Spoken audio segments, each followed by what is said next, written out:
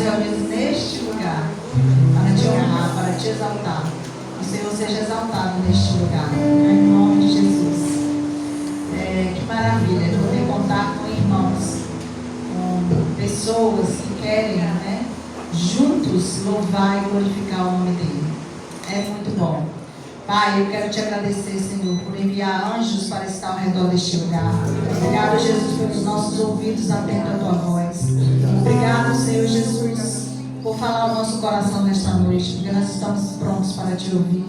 Para ouvir, Pai, o que o Senhor tem para falar através dos seus vasos de barro, porque nós somos simplesmente vasos de barro, mas carregando a excelência, carregando um Deus Todo-Poderoso, que pode todas as coisas mudar, transformar, salvar, libertar, né? Tudo Ele pode. Ninguém, não há ninguém como Ele. Ninguém que nos amou como Ele. Então nessa noite, é a noite também onde nós vamos ceiar, né?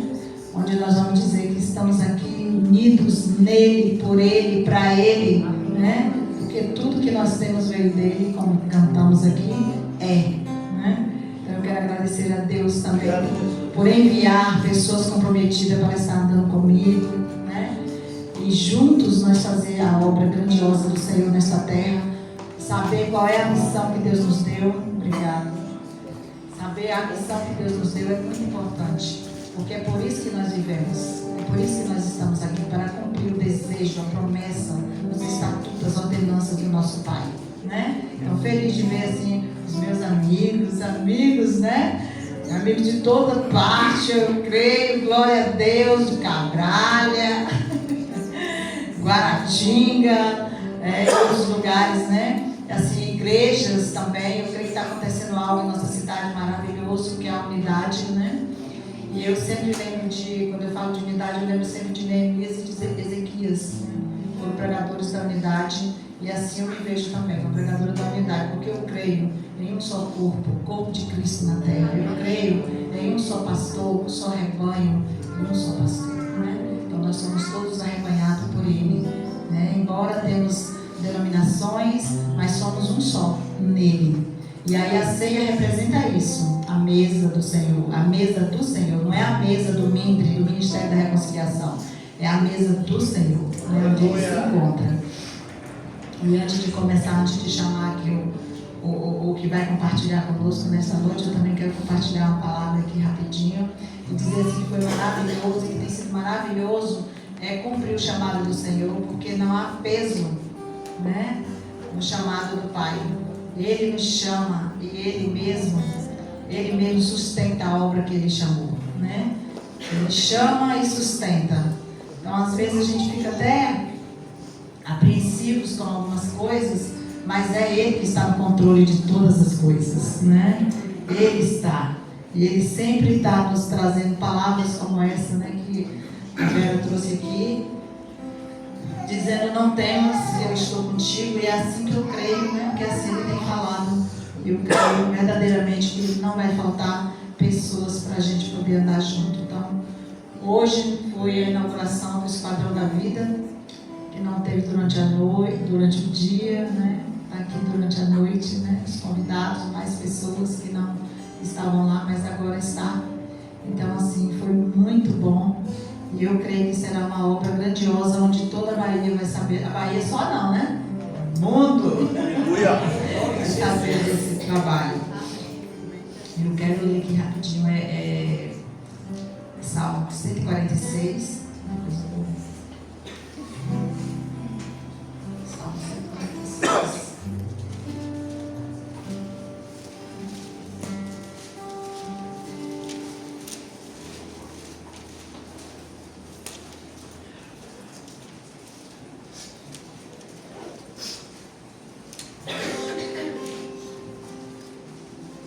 Salmo 146, que diz assim: louvado seja o Senhor, que todo o meu ser louve o Senhor. Louvarei o Senhor enquanto eu viver. Cantarei a meu Deus até o último suspiro. E assim eu aguardo que toda a igreja, né? Até o último suspiro cante. Não confiamos nos poderosos, e não é encontraremos salvação. Quando a sua vida se vai, ela volta ao pó. E todos os nossos planos morrem com eles. Como são felizes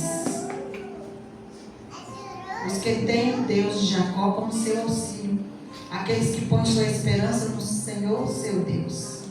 Porque Ele fez os céus e fez a terra, o mar e tudo que neles há. Ele cumpre suas promessas para sempre. Ele faz justiça aos oprimidos e alimenta os famintos. E aqui nós vemos o tanto que Ele tem cumprido as promessas que Ele tem nos feito. A comunidade terapêutica hoje é uma realização, né? Uma promessa dele para nós. Então Ele cumpre as promessas. Ele faz justiça, alimenta. O Senhor liberta os prisioneiros. O Senhor abre os olhos dos cegos. O Senhor levanta os abatidos. O Senhor ama os justos. O Senhor protege os estrangeiros e cuida dos órfãos e das viúvas, mas frustra todos os planos dos perversos. E o Senhor reinará para sempre, porque Ele é o nosso Deus, ó Sião, por todas as gerações. Louvado seja o nome do Senhor. Amém? Glória a Deus. Então agora eu vou chamar e convidar o pastor Antônio para estar dando a continuação, em nome de Jesus.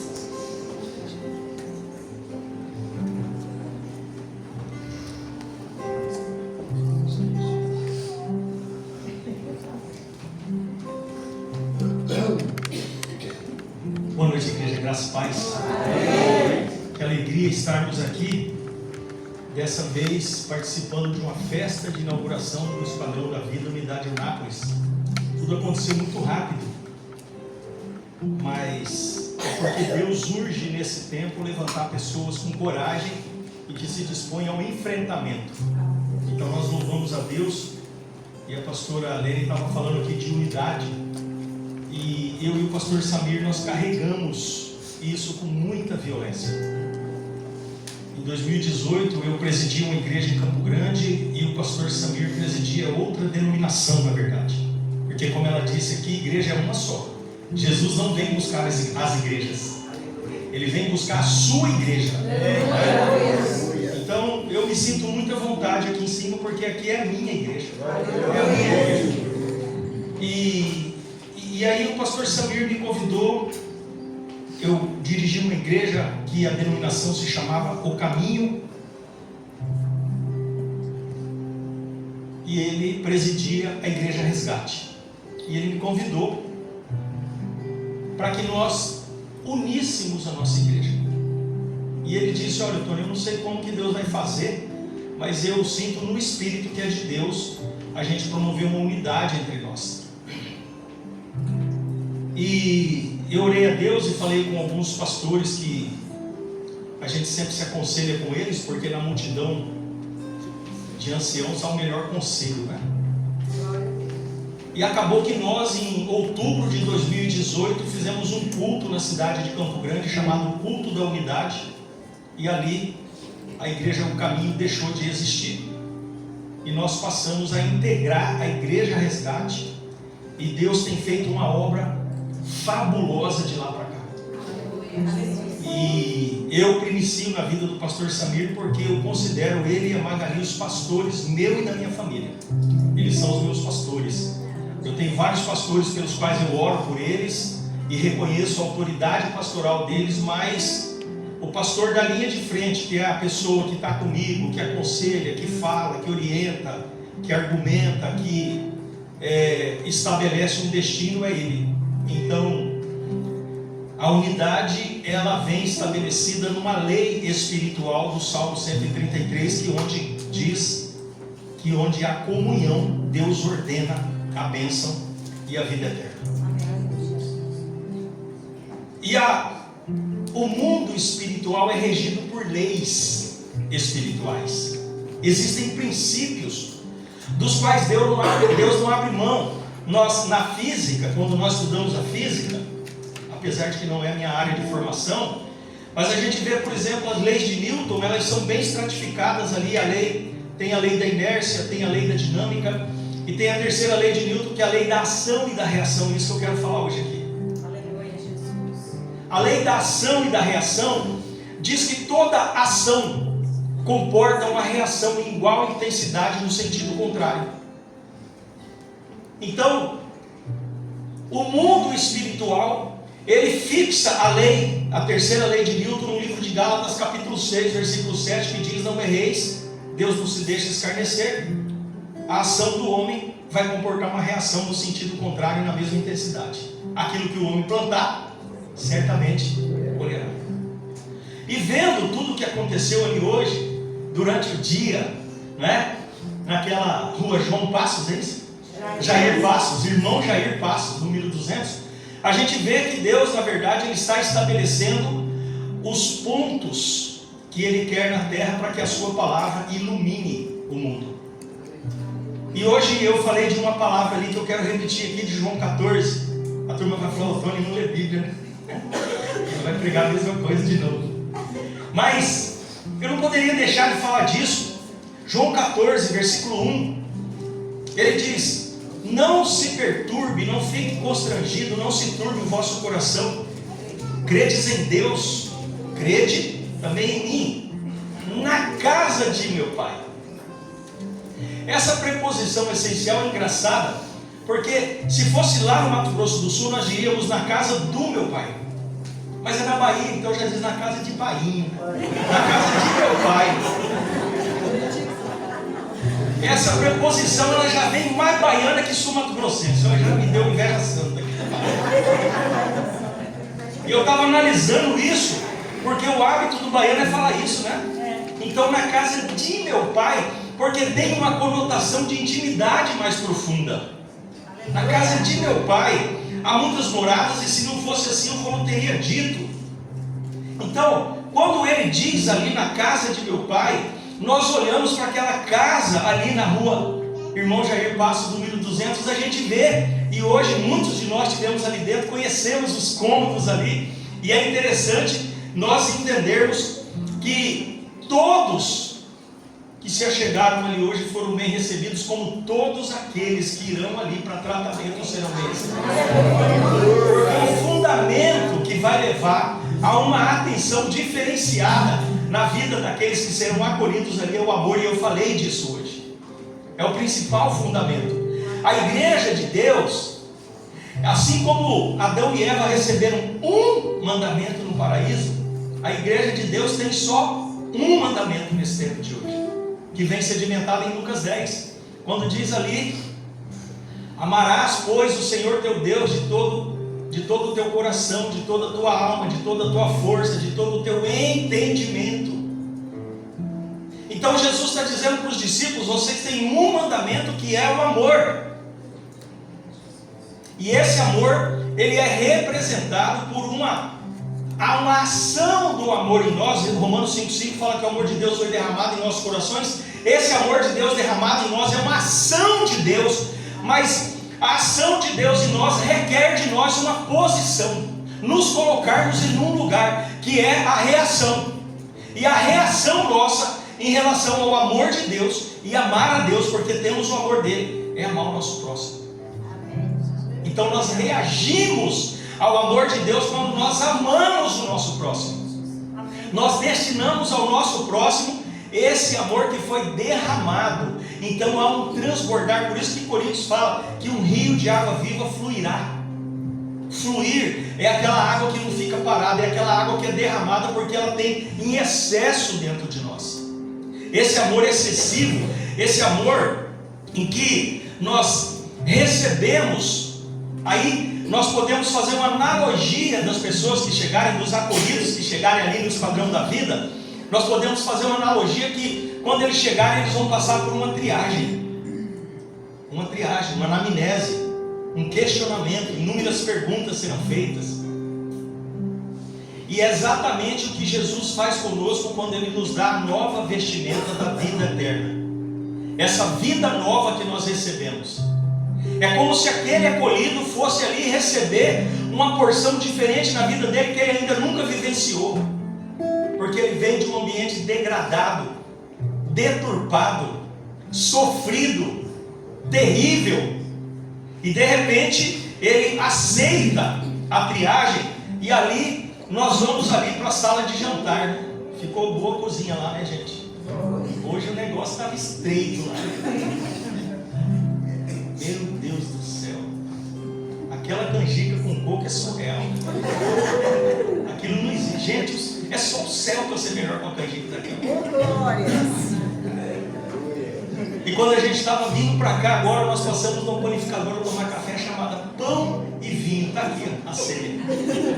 Está aqui o pão e o vinho, que é essa comida nova que nós entregamos para as pessoas que ainda não têm Jesus, porque nós recebemos o alimento do céu. Tem uma música gospel que diz, né? Oração é alimento. Essa música não pode ser cantada porque oração não é alimento. Alimento é a palavra. Oração não é alimento. Oração é relacionamento com Deus. A palavra é alimento. E quando nós olhamos para aquela cozinha ali, pastora, para aquela sala, para aquela mesa, a gente vê que ali muitos meninos, eles vão ter um tempo de qualidade recebendo o melhor alimento da terra, mas eles vão receber o pão vivo que caiu do céu. Porque o projeto nosso é resgatar almas para Jesus.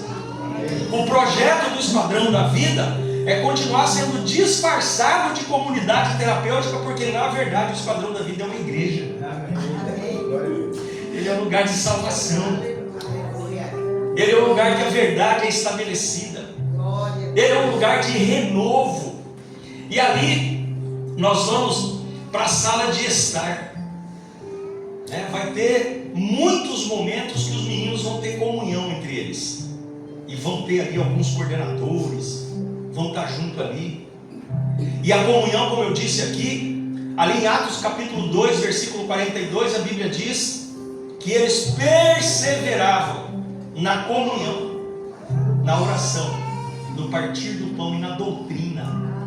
Nós não abrimos mão disso.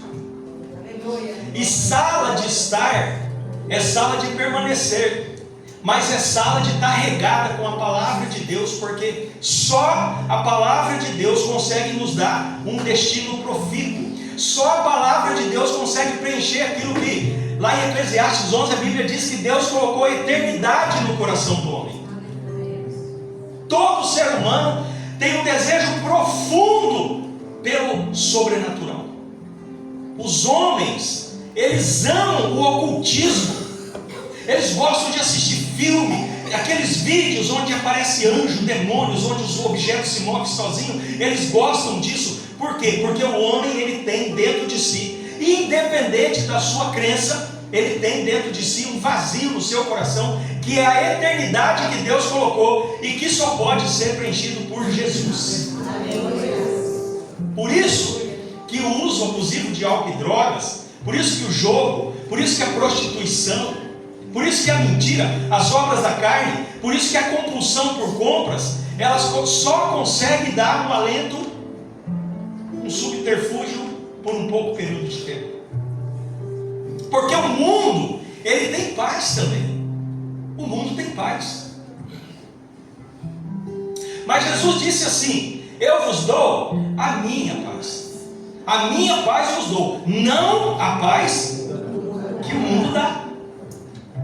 Então é evidente que quando nós nos embriagamos com álcool, quando usamos droga, a gente fica numa sensação de torpor em que você tem paz por um momento. Mas de repente, aquela sensação de loucura passa, e aí vem de novo uma depressão profunda pelo erro cometido, e aí o homem retorna àquele ambiente de tristeza.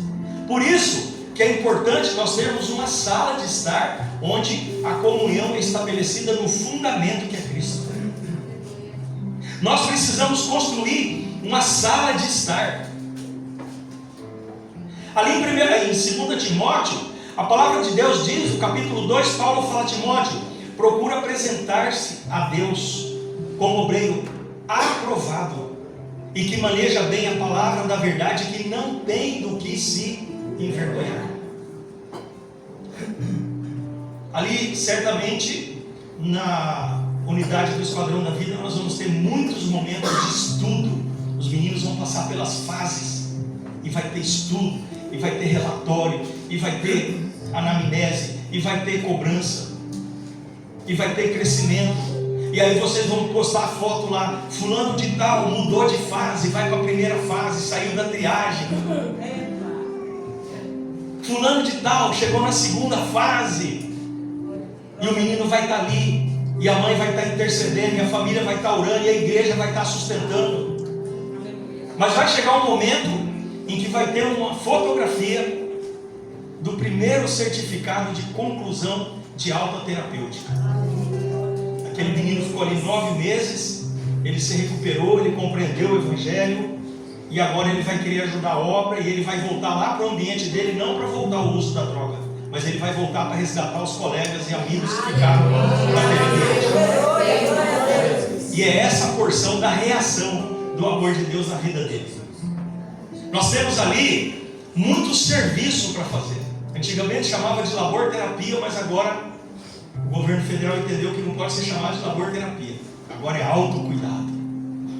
Vai ter o autocuidado.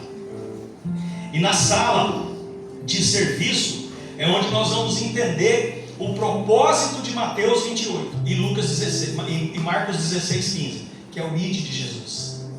Nós não vamos só, pastora Lene, recuperar meninos e meninas em nome de Jesus, porque nós vamos ter unidade feminina aqui. Nós não vamos só recuperá-los do uso abusivo, mas nós vamos transformá-los em missionários de Deus e evangelistas. Há uma missão a ser cumprida que supera em muito apenas a recuperação do uso abusivo. Como a gente vê na vida do pastor Samir, tem um livro dele no qual ele relata o seu testemunho, a sua história de vida. Ele veio desse ambiente de uso abusivo de drogas durante muitos anos da vida dele, e quando ele se recupera, ele é chamado por Deus para cumprir um propósito, e ele se posiciona nesse lugar. E aí ele deixa toda a sua vida empresarial, tudo aquilo que ele durante aproximadamente 25 anos de existência ele fez, que é comércio.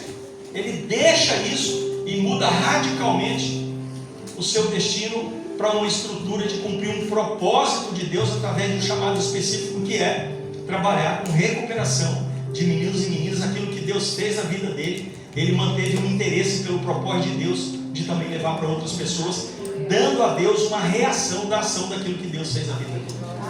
E é o que vai acontecer aqui, não tenha dúvidas disso. Então nós precisamos entender que o que nós estabelecemos na nossa vida é justamente conceder a esses meninos e meninas aquilo que Deus estabeleceu na nossa vida. Ainda que não precisássemos ter passado talvez por uma estrutura de uso do álcool e da droga, mas nós compreendemos pela consciência o quanto é nefasto na vida de uma família alguém ser dependente do álcool, dependente do jogo. Nós compreendemos isso. E aí nós nos posicionamos em um lugar do Ministério Mindre, através do pastor Paulo e da pastora Lene, com essa equipe maravilhosa que Deus estabeleceu aqui. Deus estabeleceu então o interesse em que houvesse um chamado para cumprir um propósito na cidade de Eunápolis. Mas hoje, pastora, foi falado muito de gratidão. Hoje foi falado muito de gratidão. E eu quero dizer para vocês que Deus, ele, quando nós olhamos para a Bíblia e lemos os milagres que aconteceram, nós sempre vemos Deus interagir com o homem, e o milagre ele sempre se estabelece numa ação humana para haver uma reação divina. Quando ali no livro de Êxodo, os hebreus saem de Pirraiote para a direção de Canaã, que eles se deparam diante do mar, Deus fala para Moisés: estende o cajado e pisa. Então Deus exigiu de Moisés um comportamento, uma ação. Quando a gente vê João capítulo 11, quando Jesus ressuscita Lázaro, a gente vê Jesus chamando as pessoas e dizendo ali: tirai a pedra. Porque o milagre, ele só se materializa quando nós cumprimos princípios e deve haver uma ação da nossa parte para que o milagre seja realizado. E aqui em Lucas, no capítulo 17 de Lucas, a Bíblia diz assim, a partir do verso 11: de caminho para Jerusalém, passava Jesus pelo meio de Samaria e da Galiléia. Ao entrar numa aldeia, eu acho lindo isso aqui, a Bíblia é maravilhosa, porque Jesus ele não deixou nenhuma cidade ter o nome para ser constrangida. Aqui não está escrito em passando por Campo Grande, passando por Eunápolis, não. Ele diz passando por uma aldeia. Os fofoqueiros que me perdoem, mas dessa vez não vai ter matéria para eles. Passando numa aldeia, saíram ao encontro 10 leprosos, que ficaram de longe e lhe gritaram, dizendo: Jesus, Rabi, tenha compaixão de nós. Ao vê-los, disse-lhes Jesus: ide e mostrai-vos aos sacerdotes. Aconteceu que indo eles foram purificados. Por que Jesus manda os homens se dirigirem aos sacerdotes? Porque a lei determinava que um leproso somente poderia voltar ao convívio familiar e social quando um sacerdote o levava para o templo, tirava sua roupa toda e investigava da cabeça aos pés, para depois dar um certificado de que ele estaria apto a retorno social e familiar. Então Jesus, como ele veio para cumprir a lei, ele disse: ide e mostrai-vos aos sacerdotes. Agora, o milagre aqui acontece em seguida. Aconteceu que indo eles, foram purificados. Eu fico lendo a Bíblia e falo: mas não é possível, rapaz, esse troço não é possível. Jesus orou para curar enfermo? Ele não orou. Ele disse: ide e mostrai aos sacerdotes. Isso mostra que milagre acontece quando você obedece. Indo eles não questionaram Jesus, eles não disseram: Jesus, cadê o óleo da unção? Cadê a oração? Cadê a imposição de mãos de Tiago 5? Não, a Bíblia diz: indo eles foram purificados. Então eles tiveram um nível de fé tão poderoso que a obediência deles gerou a purificação. E eu quero dizer para vocês que é o que vai acontecer na vida desses meninos que entrarem ali naquele lugar. A lepra da dicção vai ser curada ali dentro. Eles vão aprender a obedecer a palavra, eles vão aprender a palavra, eles vão adorar, eles vão louvar, eles vão glorificar, eles vão fazer o que o Salmo 146 falou hoje aqui conosco. Enquanto eu tiver fôlego, eu vou adorar o Senhor, eu vou louvar o Senhor. Mas como nós estávamos falando de gratidão, a Bíblia continua dizendo aqui em Lucas 17:15, um dos 10, vendo que fora curado, voltou, dando glória a Deus em alta voz, e prostrou-se com o rosto em terra aos pés de Jesus, agradecendo-lhe, e era este um samaritano. Então Jesus lhe perguntou: não eram 10 os que foram curados? Onde estão os 9? Não houve porventura quem voltasse para dar glória a Deus, senão este estrangeiro? E disse-lhe: levanta-te e vai, a tua fé te salvou.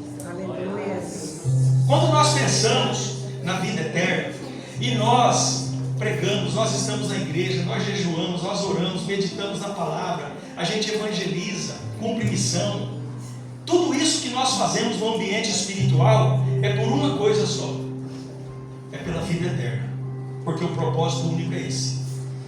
O propósito único é nós entendermos que depois que o homem tiver a falência do seu corpo físico, ele vai enfrentar um julgamento, como diz o livro de Hebreus 9. A Bíblia diz que há um só Deus e um só mediador entre Deus e o homem, a saber, Jesus Cristo. A Bíblia diz que nós chegaremos no momento em que nós enfrentaremos um julgamento. Ao homem, diz Hebreus, é dado morrer uma só vez, vindo depois da morte o juízo, o julgamento. Então tudo que nós fazemos tem um o propósito de fazer com que o nome de pessoas sejam escritos no livro da vida, em que haja nascimento novo. E quando nós olhamos para esse livro de Lucas, no capítulo 17, nós vemos aqui do 11 ao 16 dois milagres. O primeiro, o milagre da cura. O segundo, o milagre da salvação. O milagre da salvação é o maior que existe. Não tem nenhum outro igual. Glória a Deus.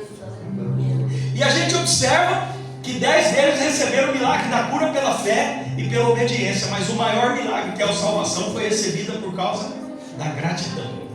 Então deixa eu te dizer uma coisa: gratidão abre porta para o segundo milagre, e ele sempre é maior que o primeiro. Mas entenda, pastora Lene, que também Deus está falando com você e com Paulo hoje. Entenda que pode ser que de cada 10 que entre ali, apenas um volte para ser grato a você. Mas nós não fazemos as coisas para receber aplauso de ninguém. Quando nós recebemos um elogio aqui porque fizemos algo de bom, ele é recebido numa mão e com a outra já é entregue para aquele que é o único digno do Senhor. Eu não quero deixar nenhuma sementinha de soberba aqui achando que eu sou alguma coisa, porque tudo é dele, por ele e para ele. Jesus diz em João 15:5: sem mim, nada. Não tem nome no Instagram lá? Vou fazer nada, nada. Sem mim, nada podeis fazer. Então é Ele. Ele é o alfa, o ômega, o princípio, o fim. Ele é aquele desde a eternidade. Hoje eu estava vendo um vídeo no Instagram, o pastor dizendo: antes de Gênesis 1 tem um versículo, o versículo 0, né? Ele disse no versículo 1, né? E Deus criou todas as coisas no princípio. Mas o versículo 0 é que antes da criação Deus já era. Antes da criação Deus já era. E é interessante, há muitos anos eu ouvi uma entrevista de um pastor dizendo que Deus não existe. E realmente Deus não existe, porque Deus ele é. O que existe é você e eu que fomos criados. O que existe é isso aqui que foi criado, mas Deus não existe. Deus ele é, porque antes de todas as coisas ele já era. Por isso que em Êxodo 4, Êxodo 3 ele diz: vai lá e diz para Faraó que eu sou, mandou dizer. Eu sou. Então nós agradecemos a Deus pela porção que Ele tem derramado. Nós agradecemos a Deus porque Ele tem dito que nesse tempo Ele vai prosperar muito as igrejas que estão alinhadas com o coração dEle. Ele vai derramar bênçãos com uma igreja que tem feito um trabalho de resgate de almas que ninguém quer fazer. Porque ninguém quer trabalhar com adicção. O que se ouve quando a gente trata desse ambiente de rua, de drogas, de pessoas em situação de rua é: esse povo tem que morrer, você tem que matar tudo, é um CPF a menos. Mas não é um CPF a menos, é uma alma, é uma criatura do Deus vivo, são nossos irmãos. Porque nós precisamos olhar para as pessoas não como elas são, nós precisamos olhar para elas como elas serão depois de Jesus. E apresentar Jesus para ela é responsabilidade nossa. Então, se eu não posso trazer uma dica aqui na igreja para ele receber Jesus, eu vou abrir uma comunidade terapêutica, porque lá ele vai entrar. E o diabo vai se lascar de novo, porque lá ele vai conhecer a vida nova. Lá ele vai conhecer a vida nova. Lá Deus vai me usar, porque nós vamos permitir que seja escrito mais um nome no livro da vida. E o pastor Samir deixou bem claro isso hoje lá. Ele falou com bastante propriedade. Ele leu aquela passagem de Coríntios, se não me engano, Coríntios, que Deus usa as coisas loucas deste mundo para confundir as sábias. Deus usa as pessoas improváveis. Nós vamos olhando para a Bíblia, nós vamos vendo isso. Nós vamos vendo um perseguidor da igreja, Saulo, se transformar em Paulo. Nós vamos vendo Maria, uma menina de 16 anos, que se casa e sem conhecer o seu marido, ela engravida do Espírito Santo, e quando o anjo fala com ela, ela diz: eis aqui a tua humilde serva. Nós vamos olhando para tantos homens como Pedro, sanguíneo, irado, bravo, pescador, talvez não tivesse nenhuma formação escolar, nenhuma formação acadêmica, e a gente vê Deus usando Pedro de maneira que a sombra dele curava os enfermos. Às vezes a gente vê certas indagações ou dúvidas teológicas que as pessoas tentam nos baratinar.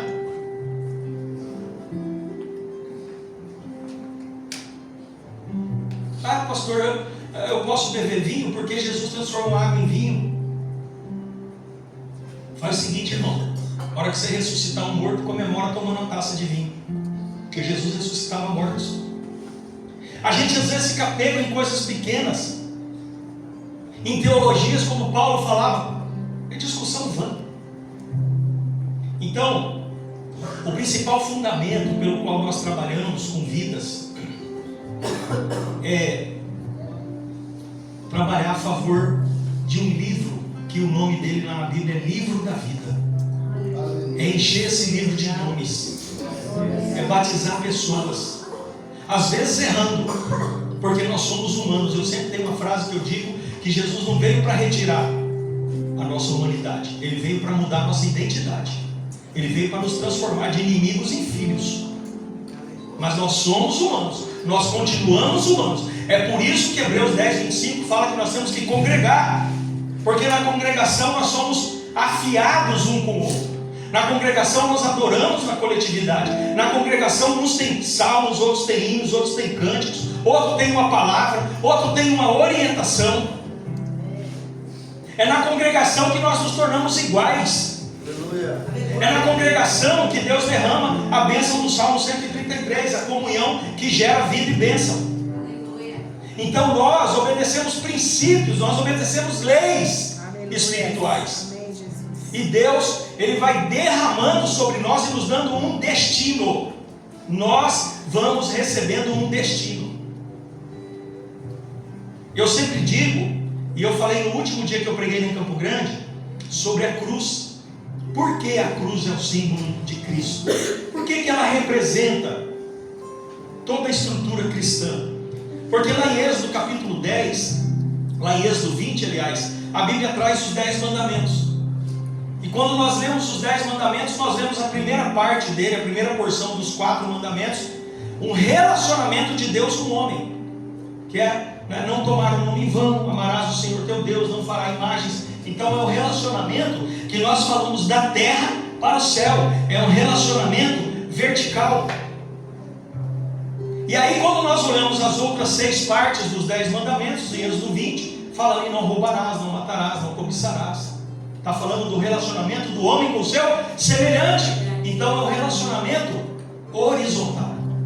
Por isso que a cruz, ela tem a suma da representação, da maior representação do símbolo cristão. E depois, esse Êxodo 20, ele é resumido por Jesus. Eu já falei aqui em Lucas 10, quando ele diz que amarás o Senhor teu Deus de todo o teu coração, de toda a tua alma, de toda a tua força, de todo o teu entendimento, e outro semelhantemente a este é: amarás o teu próximo como a ti mesmo. Então a cruz resume a suma do Evangelho. É por isso que ela é o maior símbolo da representação do cristianismo. Ela é a representação do próprio Cristo. Mas a cruz que representa o cristianismo está vazia, porque Ele ressuscitou. O nosso Senhor vive. A diferença daquilo que nós vivemos, eu não digo nem religião, porque Tiago diz que a verdadeira religião é você não se contaminar com os pecados desse mundo e cuidar dos pobres, dos órfãos, dos necessitados e das viúvas. Isso é o que Tiago diz que é a verdadeira religião. E ele está falando ali: então reaja àquilo que Cristo fez em você. A verdadeira religião é você ter uma reação. É quando alguém chegar faminto, não é você impor a mão na cabeça e orar. Dê alimento primeiro, porque se você me mostrar a tua fé, eu vou te mostrar as minhas obras. Então o que nós fazemos, a decisão de abrir uma comunidade terapêutica não é simplesmente fazer algo porque nós temos fé. Não! Nós estamos apenas reagindo àquilo que Deus fez na nossa vida, que é tanto, que nós não temos como segurar. E a gente tem que de alguma maneira fazer isso exalar de nós. Então nós vamos buscar um propósito e Deus estabelece um destino. Deus dá um chamado. Deus traz uma identidade para a igreja. A igreja Resgate hoje, no Mato Grosso do Sul, é uma igreja que ela tem essa identidade de resgate, de resgatar. Daí o nome, Igreja Resgate. É trabalho com morador, com pessoas em situação de rua, é trabalho na favela, no Parque do Sol, é trabalho com projeto Andorinha, com projeto Águia, com alimentos à noite nos bairros onde tem o maior índice de consumo de drogas. É trabalho com o Esquadrão da Vida, é trabalho com a Casa de Acolhimento, de Passagem e Resgate, onde nós acolhemos migrantes e imigrantes. É trabalho de evangelismo, é trabalho de culto, é trabalho na própria igreja, é trabalho com famílias, é trabalho de gabinete pastoral. Tudo por quê? Tudo para quê? Para que pessoas tenham escrito o seu nome no livro da vida. Não tem outro propósito. Não existe outro propósito. E daqui a pouco a pastora vai ministrar a ceia. A ceia é um lugar de inclusão. A ceia é um lugar de comunhão. A ceia é um lugar de renovação da aliança. A ceia é um lugar de autoanálise, de olhos fechados. Eu vou enxergar uma alma, mas com o meu olho fechado, porque eu vou enxergar a minha alma. É ela que eu vou enxergar agora. Analise-se, pois, o homem assim mesmo. Perscrutar meu coração. Eu sempre digo na ceia, na igreja, que ceia é lugar de pessoas tortas, porque Jesus, na casa de João Marcos, ali no segundo andar, ele ceiou com 12. Talvez quando nós pensemos assim, a gente possa induzir que Jesus chamou só a nata da igreja, só os top, só os melhores. Ali tinha um que Jesus chamou de incrédulo, que é Tomé, tinha um que Jesus chamou de não convertido, que era Pedro, e tinha um que João 6, Jesus chamou de diabo, que é o Judas. Mas Jesus não os tirou da mesa. Aleluia! Porque a mesa é mesa de inclusão. Aleluia! Não tem ninguém na face da terra com uma história de maior inclusão do que Jesus Cristo Nazareno. Porque os crentes, eles são exclusivistas. Os crentes é a plataforma mais inclusiva que existe na face da terra, porque os crentes são crentes de Jesus. Então, quando nós viermos para a ceia hoje, entenda isso. Quando Paulo estabelece em Coríntios 11 a cultura da ceia, a doutrina da ceia, ele diz: analise-se, pois, o homem a si mesmo, e depois em seguida usa dois verbos no imperativo afirmativo. Ele diz: coma do pão e beba do cálice. Ele não falou para você se analisar e se julgar e se culpar. Não. Aleluia! Ele falou para você fazer aquilo que está em 1 Coríntios 7, que o arrependimento para Deus gera vida eterna. Então é para se analisar e para se arrepender. E para renovar a aliança com o Senhor. Eu quero fazer um louvor aqui.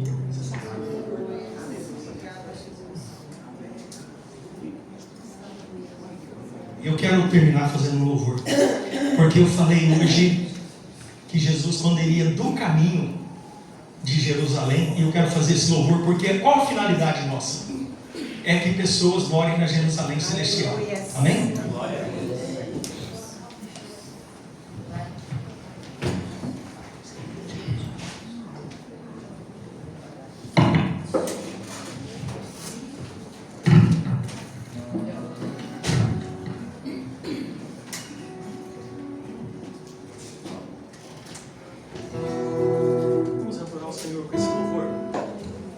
Eu quero fazer esse louvor porque ele é muito significativo, porque nós precisamos pensar nessa estrutura de vida eterna, nós precisamos pensar na estrutura de Jerusalém celestial.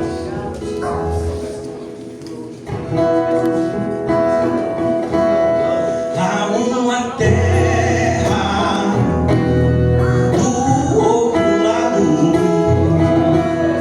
com mil encantos jamais contemplado,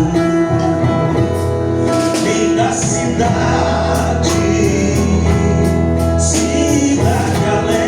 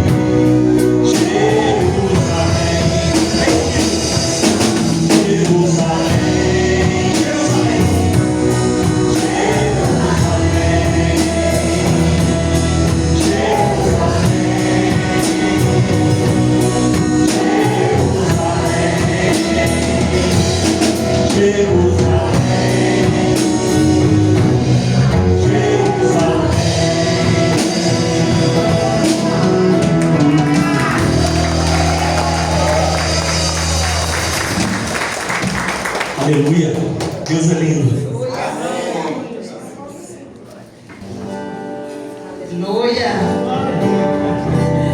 Glória a Deus. Nós temos um lugar para retornar. Glória a Deus, né? E é por isso que nós cumprimos o que está escrito, de ter comunhão uns com os outros, para sermos lapidados, né? Glória a Deus. Agora nós vamos para a ceia, né? Vamos ceiar. Já foi falado várias coisas maravilhosas para nós, né? Nós já poderíamos ir embora, né? Mas nós temos a ceia. Nós vamos ceiar, porque a mesa do Senhor já está posta. O banquete já está posto, né? Graças a Deus. E nesse banquete a cura, nesse banquete a libertação, a salvação, a perdão, né? Se sinta hoje, mais uma vez, perdoado, né? Não se culpe. Seja você perdoado. Se perdoa você mesmo. A gente precisa fazer essa análise todos os dias e se perdoar. E como o apóstolo, como o pastor falou, a gente crê que todos os dias nós precisamos compreender, né? Que a mesa do Pai é a mesa de comunhão, é a mesa de inclusão, né? Você não precisa pensar, e muitas vezes a gente vê pessoas dizendo assim: hoje eu não posso não, porque eu pequei. Eu pequei? Sim. Se arrependa e venha correndo ceiar.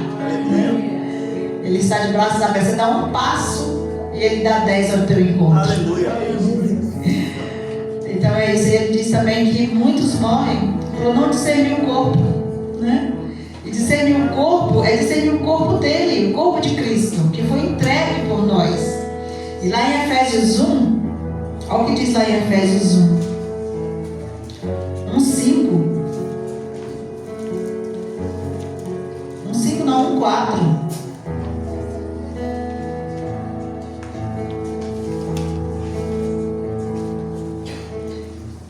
No capítulo 1 de Gênesis,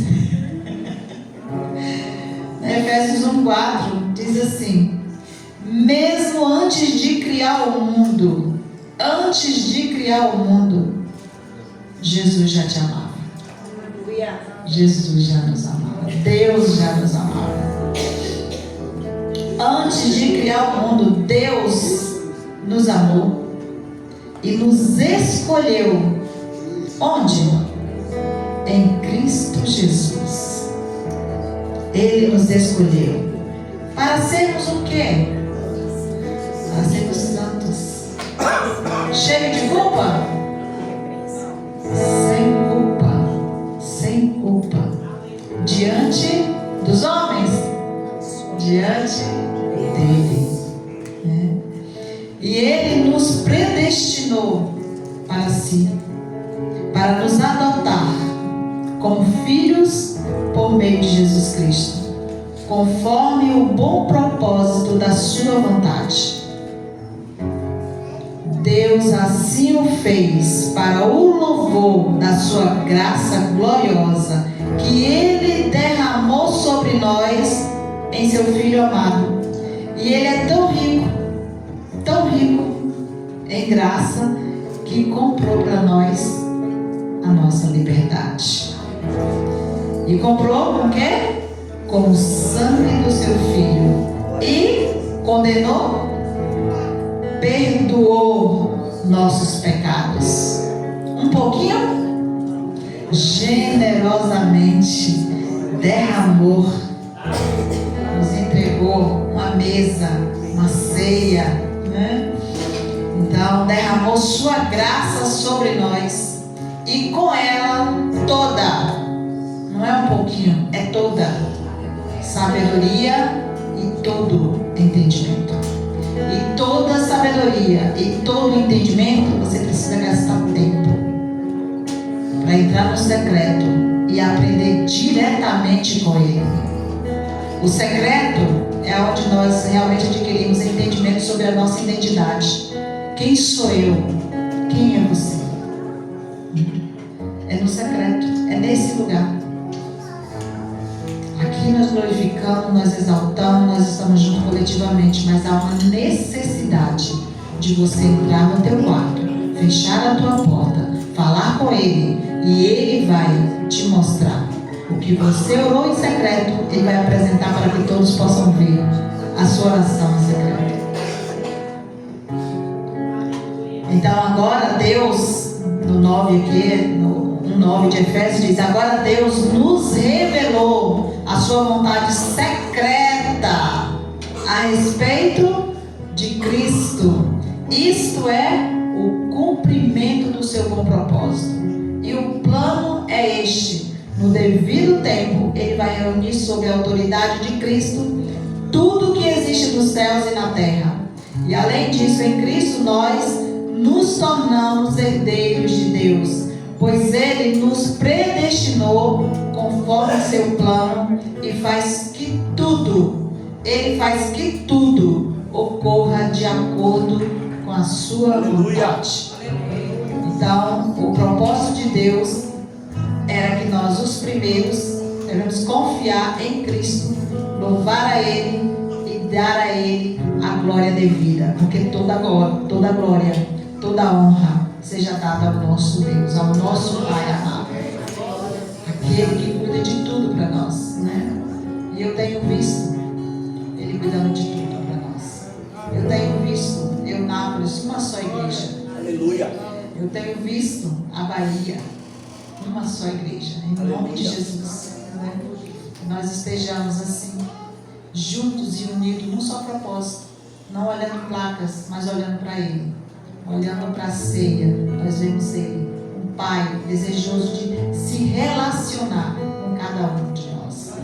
Amém? Então assim, eu vou pedir para que alguém passe aí ao pão e o vinho, em nome de Jesus, e todos fiquem à vontade, né, para comer o pão